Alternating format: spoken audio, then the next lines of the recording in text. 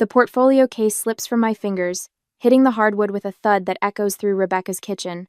Time freezes as my brother-in-law Daniel's eyes dart to mine, widening with unmistakable guilt.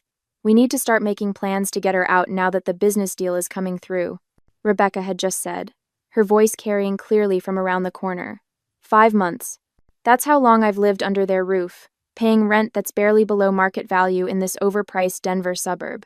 Today should have marked my unofficial anniversary in their home instead. It marks the moment I discover the truth. Allison. Allison. Rebecca spins around, her hand flying to her throat. I didn't hear you come in. I should say something, but the betrayal lodges in my throat like a stone. My entire body feels hollow, as if someone has scooped out everything inside me and left only a thin shell standing in their pristine kitchen with its gleaming marble countertops and carefully arranged fruit bowl. The arrangement was never about helping family. It was a financial stopgap they're eager to end. You're home early, Daniel says, taking a small step backward, physically removing himself from whatever confrontation might follow. I remember that dinner back in March, the one where they'd presented this living arrangement as family helping family. Rebecca had reached across the table to squeeze my hand, saying, "What kind of sister would I be if I didn't help you get back on your feet after grad school?" What kind indeed. I'd been so grateful. Not just for the room, but for what I thought was genuine support. I'd paid my substantial rent on time every month. I'd cooked dinner 3 nights a week. I'd stayed late with their son Jeremy when their babysitter canceled. I'd scrubbed bathrooms and vacuumed stairs, and listened to Rebecca complain about clients who didn't appreciate her design expertise. The first warning sign had come last month, when I'd casually mentioned staying through winter. Rebecca's smile had tightened around the edges, her fingers tapping a rapid rhythm against her coffee mug. "Let's not get ahead of ourselves," she'd said. "Now it all makes sense." My hands steady as I bend to retrieve my fallen portfolio. 5 years of design school and a master's degree taught me precision under pressure. I straighten, meeting Rebecca's gaze directly. "I heard everything," I say, my voice calmer than I feel. "Let's talk honestly for once." Rebecca's cheeks flush, but she recovers quickly. We were just discussing future plans for the nursery. Her hand drifts to her stomach, though there's no visible pregnancy yet. "Rebecca."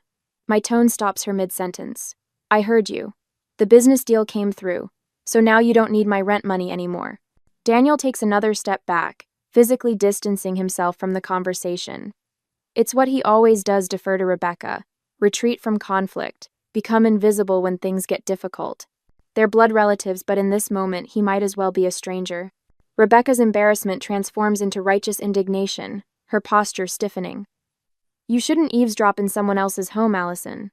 "Someone else's home. Not our home. Not your home, too. Someone else's Elyond." The words strike like a physical blow. I've been here 5 months, contributing in every way possible, yet I've always been just a visitor, an intruder, never family, despite the blood we share. "How long do I have?" I ask, clutching my portfolio closer. Inside are the preliminary sketches for the downtown contract that could make my career the one that requires me to be within commuting distance of the city center. "We can discuss details later," Rebecca says, suddenly all business. "We should sit down and work out a timeline that's fair to everyone." Fair. As if anything about this situation has ever been fair. I nod once, turning toward the stairs that lead to my temporary bedroom. Each step feels heavier than the last as the reality sinks in. I'm facing potential homelessness while working on the most important project of my budding career. Behind me, I hear Rebecca's whispered hiss to Daniel. This is exactly why we needed to plan this carefully. I keep climbing, my mind already racing through options, calculations, and possibilities.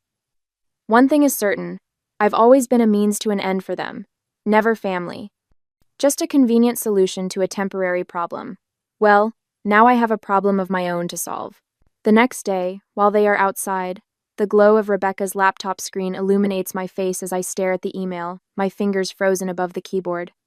I hadn't meant to open her account. The shared family computer had simply loaded her profile when I sat down to check my design deadlines. Now, I can't look away from what's right in front of me. Contract finalized. $175,000 commission blazes in the subject line. The timestamp shows 3 weeks ago. My stomach knots as I scroll through the congratulatory messages from their business partner. They hadn't been struggling financially for weeks, perhaps months. I grip the edge of the desk, a wave of nausea washing over me as I read further down the email thread. We need to discuss how to diplomatically handle the Allison situation now that we're back on solid ground, Rebecca had written. The pregnancy gives us the perfect reason without seeming callous. The perfect reason. As if I were a household item they no longer needed. I close the email and push away from the desk, my legs unsteady as I stand. For months, I've paid my rent, cooked their meals, cleaned their home, watched their child, all while believing I was helping family through a rough patch. The truth stings like winter air on bare skin. That evening, Rebecca sets the table with unusual precision, placing me in what I now recognize as the guest position farthest from Daniel at the head. She serves dinner standing, one hand frequently drifting to her slightly visible pregnancy bump whenever she makes a point. Daniel sits with his arms crossed, his gaze fixed on his plate. Daniel mentions something that concerns me, Rebecca says, her voice deceptively casual as she serves the pot roast I'd prepared before leaving for work. He said you've been overly friendly with him. The accusation lands like a slap. I turn to Daniel, waiting for him to deny this absurdity. He avoids my eyes but offers a slight nod when I stare at him in shock. That's not true, I say, my voice steady despite the adrenaline surging through my body. And you know it. Rebecca places her hand on her stomach again, a gesture I now see for what it is, a shield against contradiction. We've also noticed some of the people you've had over when we weren't home. My fork clatters against my plate. What people? I haven't had a single visitor since I moved in. Jeremy mentioned strangers, Rebecca continues, referring to their 6-year-old son who's currently at a sleepover. Children don't lie about these things. The fabrications pile up like snowdrifts, too absurd to melt with logic. My breathing shallows as I realize what's happening. They're building a case against me, creating fictional infractions to justify pushing me out now that they no longer need my financial contribution. I think, Rebecca says, lowering herself into her chair with exaggerated care, you might be happier somewhere else, especially since we'll need your room for the baby very soon. Ever. The truth clicks into place. How soon? I ask, though I already know the answer won't be reasonable. 3 weeks should be plenty of time, Rebecca says, cutting her meat with precise movements. The painters are scheduled for the 4th. My heart thuds against my ribs. 3 weeks? In this housing market? Daniel clears his throat. We've checked online. There are plenty of places available, with 6 to 12-month wait lists. I counter, thinking of the dozens of rental applications I've already filled out, preparing for an eventual move. And first and last month's rent plus security deposits. Rebecca's smile doesn't reach her eyes. You've been working and living here rent-free for months. Surely you've saved enough. Rent-free? The words nearly choke me. I push back from the table and walk to my room, returning moments later with a folder containing bank statements. I place them in front of Rebecca, pointing to the highlighted monthly transfers. I've paid rent every month on time at the rate you set. Rebecca barely glances at the evidence. We hate to do this, but family comes first. Our growing family needs this space. Family comes first. The irony of her words burns in my chest as I gather the statements. My downtown client expects daily check-ins for the next 3 months. Moving farther away would mean hours of commuting or risking the biggest contract of my career. The false accusations have destroyed any trust between us, but homelessness would destroy everything I've worked for. As I return to my room that night, clutching financial records that prove my reliability, a question haunts me. Should I confront their lies head-on and risk immediate eviction, or quietly plan my exit while protecting my career? Standing up for truth might feel righteous, but homelessness would destroy everything I've worked for. What would you do when principles and practicality collide? I carefully slide the bank statements back into their folder, my mind churning with limited options and the bitter taste of betrayal. Rebecca doesn't waste a day. The next day, my phone buzzed with 3 separate calls from aunts and cousins before I even had my morning coffee. How could you leave your sister when she's expecting? How could you leave your sister? Aunt Margie's voice carries the weight of familial judgment. Rebecca told us you found a place closer to work. I thought family meant more to you. I gripped the phone tighter, staring out the kitchen window at Rebecca watering her petunias.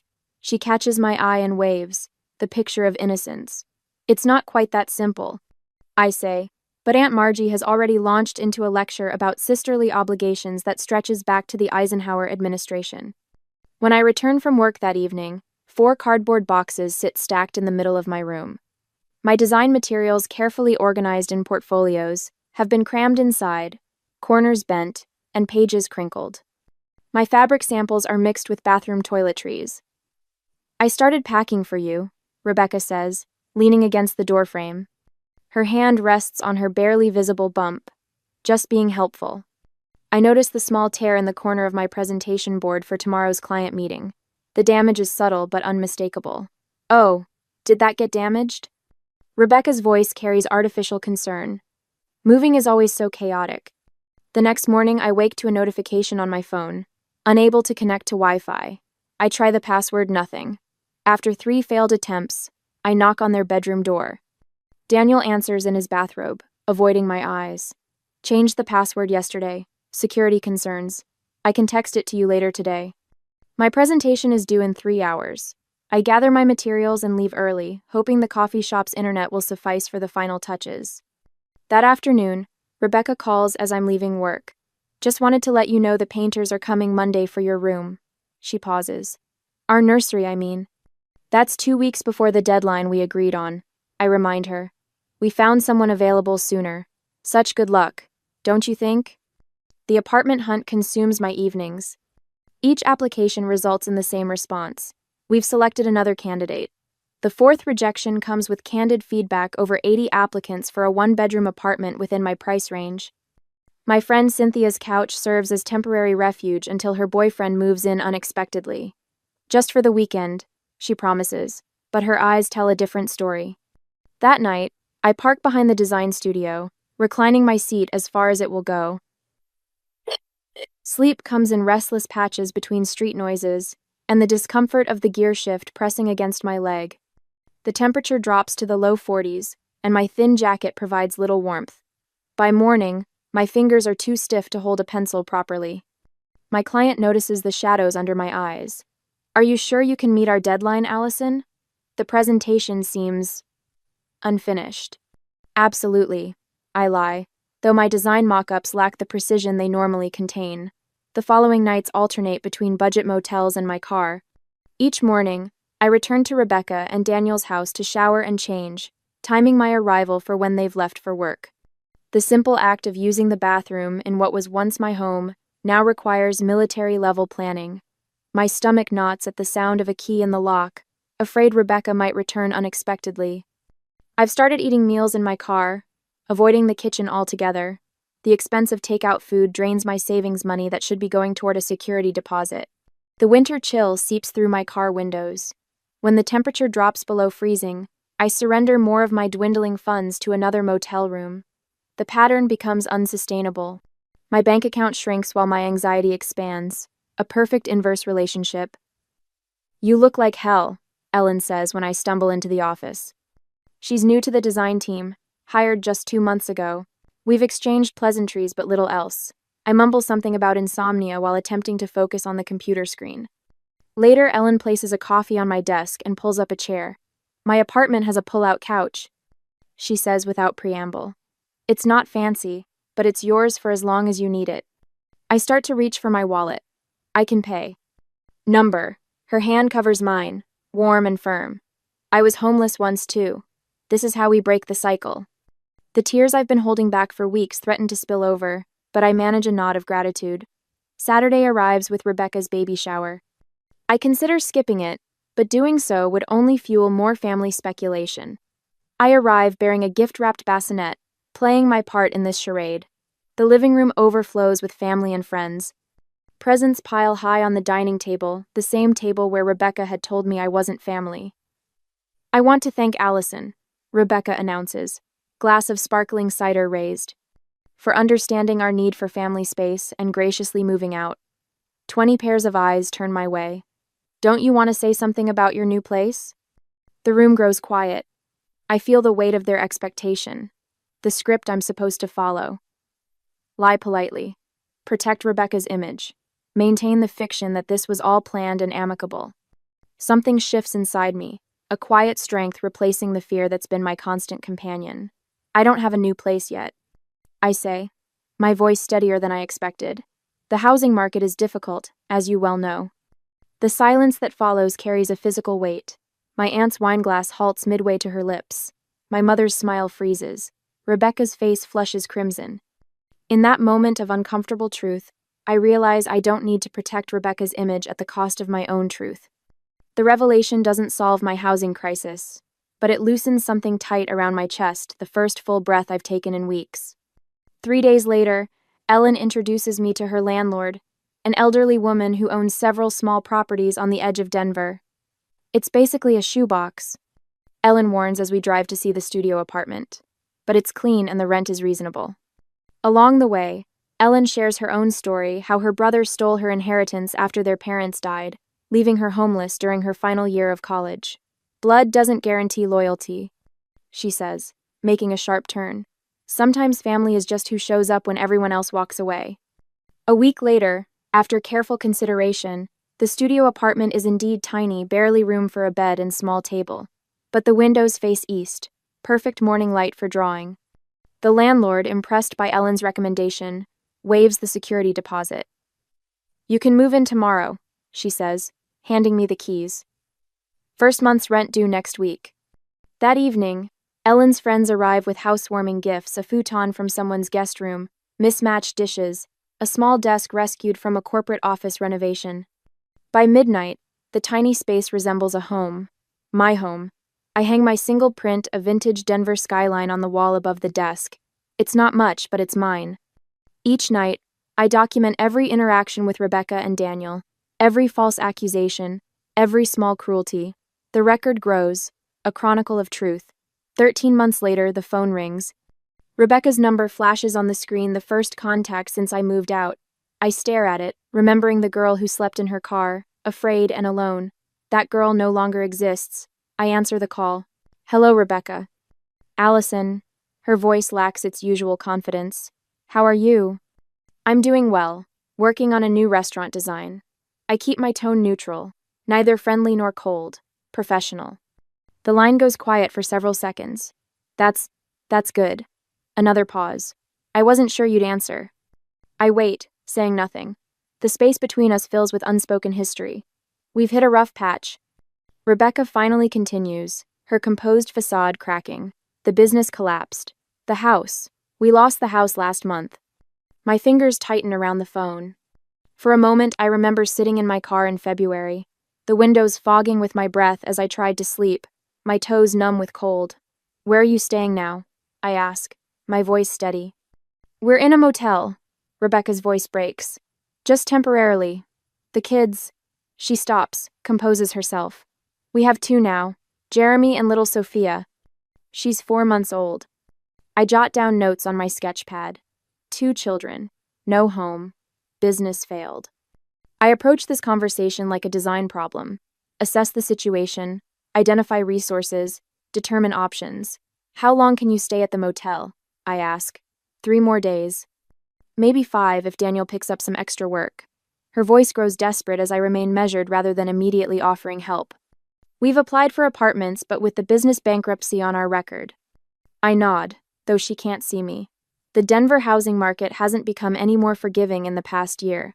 The children shouldn't suffer for adult problems, Rebecca says, her voice taking on a familiar, persuasive tone. They're innocent in all this. The statement hits me like a physical blow. I close my eyes and see myself curled up in the back seat of my Honda, shivering under a thin blanket, the January wind whistling through a window that wouldn't fully close. I had been innocent too. I understand children shouldn't suffer, I reply evenly. No one should. Look, I know things weren't perfect when you lived with us.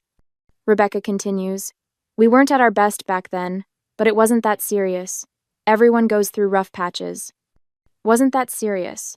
The dismissal solidifies something in me. I remember the boxes of my belongings stacked haphazardly in the hallway, design materials damaged beyond repair. I remember Daniel changing the Wi-Fi password without telling me, claiming security concerns when I needed to submit client work. Rebecca? I say carefully. What exactly are you asking me for? She hesitates. We need somewhere to stay, just until we get back on our feet. A month, maybe 2. Her voice drops to a whisper. Blood is thicker than water, Allie. We're family. Family. The word that once would have compelled me to open my doors without question now rings hollow. Rebecca still sees me only as a resource, not as a person who was vulnerable and was hurt. As Rebecca's voice broke with tears, I felt a momentary urge to rescue them.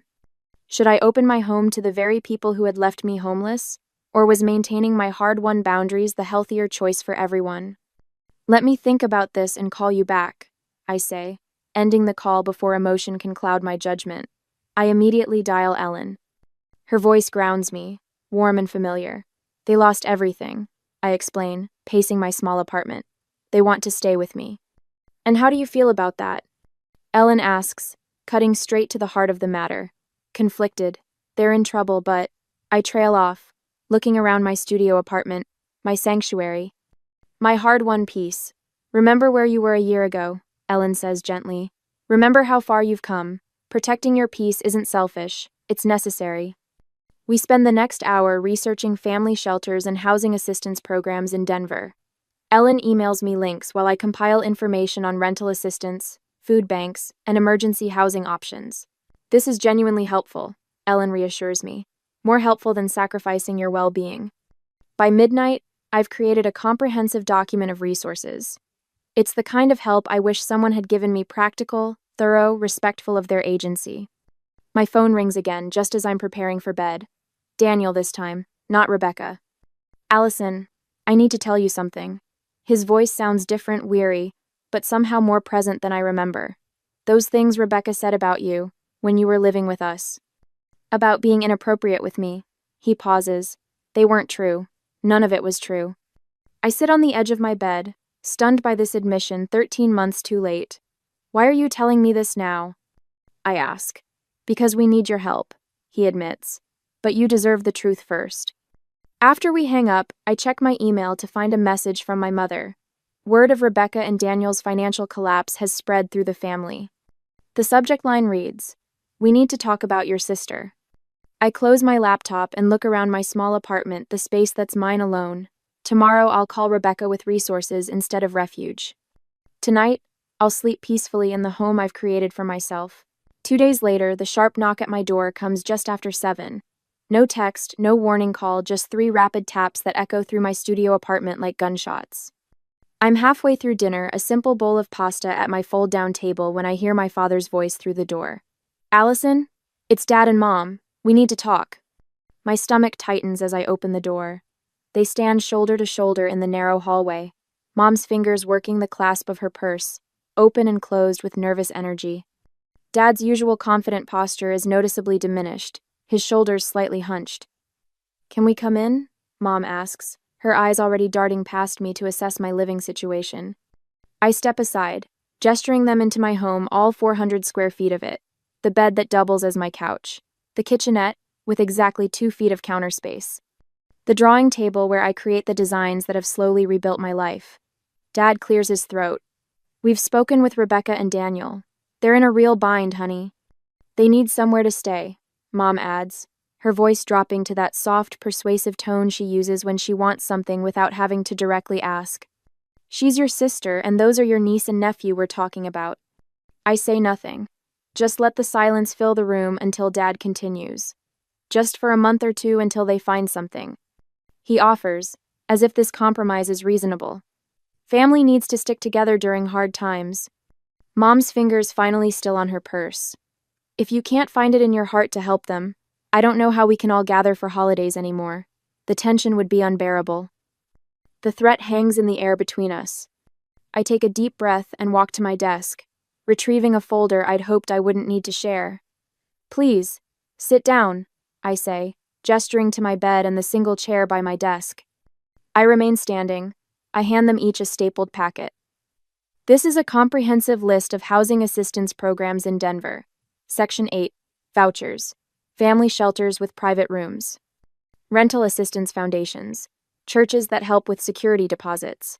I point to the highlighted sections. I've marked the ones that specialize in families with young children. My mother stares at the papers as if they're written in a foreign language. But you have space here. I don't, actually, I interrupt quietly. This apartment is barely big enough for me, but that's not really the point, is it? I sit on the edge of my desk, looking at the people who raised me. When Rebecca and Daniel pushed me out of their home, I spent nights sleeping in my car. In February, the temperature dropped to 19 degrees. My father's face pales. You never told us that. Would you have believed me over Rebecca? She told everyone I was leaving by choice. My voice remains steady, but my hands tremble slightly. While I was looking for safe places to park overnight, they were in their 4-bedroom house with the heated floors Rebecca was so proud of installing. Mom looks down at the resource list again, her fingers tracing over the names of organizations. I rebuilt my life without family support, I continue. I found housing, kept my job, and created a new support network. They can do the same with the resources I'm offering. I tap the papers in their hands. Everything they need is right there. 2 weeks later, we all sit around my parents' dining room table, the first family dinner since Rebecca and Daniel's financial collapse. The tension is thick enough to cut with the butter knife beside my plate. Rebecca wears the mantle of victimhood like a designer dress, tailored perfectly to her frame. It's just hard to understand, she says, looking directly at our mother. Allison has space, but she won't share with family in need, after everything we did for her. That's my cue. I rise from my chair, retrieving folders from my bag. With deliberate calm, I distribute copies to everyone at the table. This is a timeline, I explain, remaining standing while they all sit with papers in hand. From the day I moved in with Rebecca and Daniel to the day I was forced out. It includes dates, conversations, and actions. You'll find my rent payments documented on page 2. The accusations Rebecca made against me are on page 3, along with witness statements from people who were actually in their home during that time. Rebecca's face flushes. This is ridiculous. You're trying to make us look... It's accurate. Daniel's quiet voice cuts through his wife's protest. Everything she wrote happened exactly that way. My mother's hand covers her mouth as she reads, her eyes widening at certain passages. Dad flips through the pages with increasing discomfort. I don't share this to hurt anyone, I say, meeting each of their eyes in turn. But I can't allow the story to be rewritten. I've learned something important this past year. I take a deep breath. I've found that true family doesn't have to share blood, it shares respect, honesty, and support. In the weeks that follow, I hear through Ellen that Rebecca and Daniel applied for housing through one of the programs I recommended. They qualified for emergency assistance based on having young children.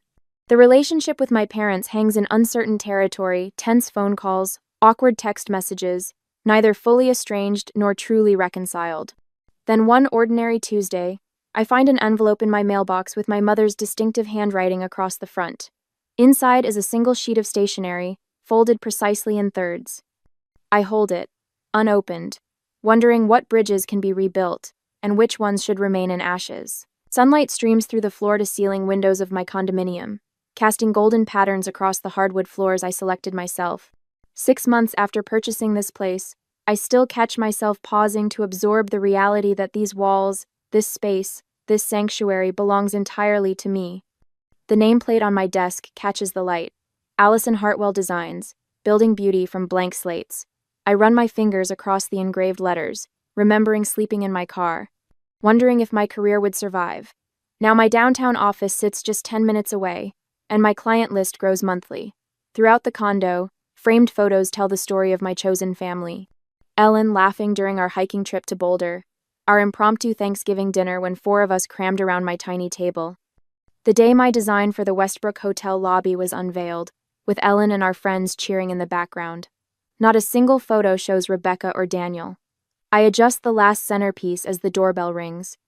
My first real housewarming party. Not in someone else's home, not in a cramped studio apartment, but in a space I designed to reflect every aspect of who I've become. This place is absolutely gorgeous, Ellen says, stepping inside with a bottle of champagne. Others follow colleagues, friends, neighbors, all people who showed up when it mattered. You've created something spectacular here. The afternoon unfolds with laughter and conversation flowing as freely as the wine. So different from those tense dinners at Rebecca and Daniel's, where I constantly calculated how to appear grateful enough, helpful enough, invisible enough. A toast, calls out Jackson from the design firm. To Allison and her incredible new home. Glasses rise, but Ellen steps forward. If I may, she says, her voice softening, I want to toast something beyond these beautiful walls. She turns to face me directly. To Allison's resilience. When I met you, you were sleeping in your car and still showing up to work with brilliant designs. You never broke, never compromised your integrity, never stopped believing in your worth.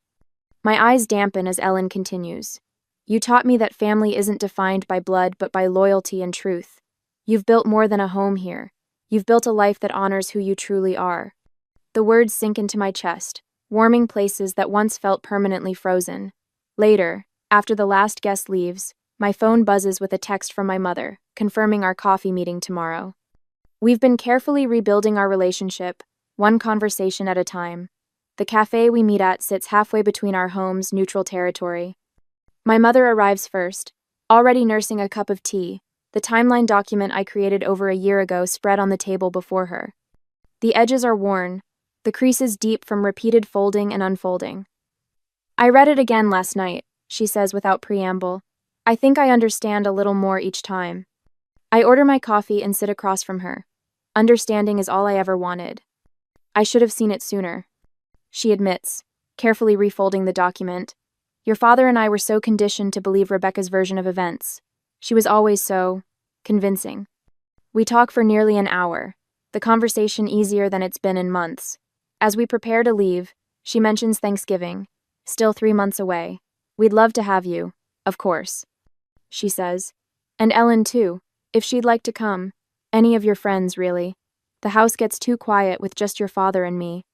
The invitation sits between us, not a demand, not an obligation, but a genuine opening. Driving home, I pass Rebecca and Daniel's old house. A young couple lives there now with a toddler who rides his tricycle on the same driveway where I once unloaded groceries, believing I belonged. I feel no pull, no longing, no pain, just the peaceful acknowledgement of a closed chapter. As I drive past what was once a place of such betrayal, I wonder whether healing means rebuilding broken relationships, or simply making peace with their absence in our lives. Sometimes the strongest family ties are the ones we create ourselves. What would you choose? Working to repair broken blood bonds, or investing in the chosen family who proved their loyalty? I turn onto my street, toward my home, toward my foundation. Either way, the choice is finally, completely mine.